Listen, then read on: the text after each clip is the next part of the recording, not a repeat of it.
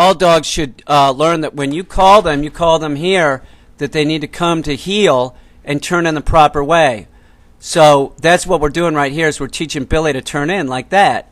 So we do this in a repetitious-like manner, and we also do this by teaching the dog sit first, and that's important that the dog knows sit as an implied stay.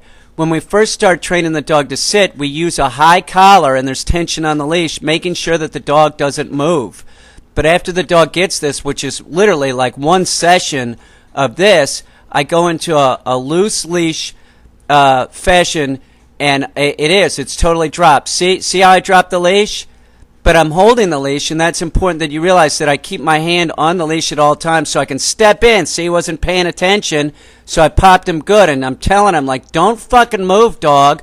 You know, there's an ambulance coming in, and there's a train, so it's a big distraction, but it does not matter. You tell the dog, don't move, no matter what happens. Sit only means sit. So I circle the dog, and I do this over and over again in about a 15-minute session, circling the dog. And then at a point when I'm on the left-hand side, I'm going to slap my thigh so to indicate to the dog which way I want it to turn in.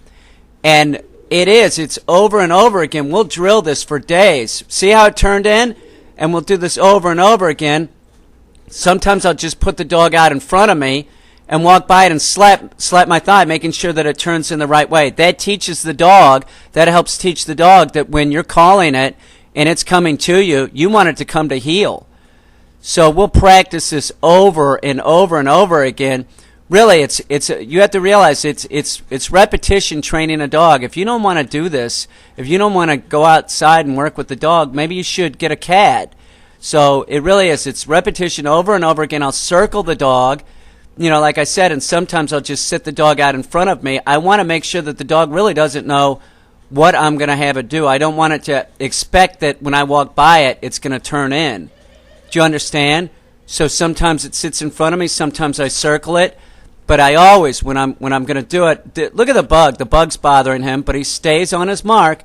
But always when I'm going to have the dog turn in, I slap my thigh and say heel. And it's repetition over and over again. Here.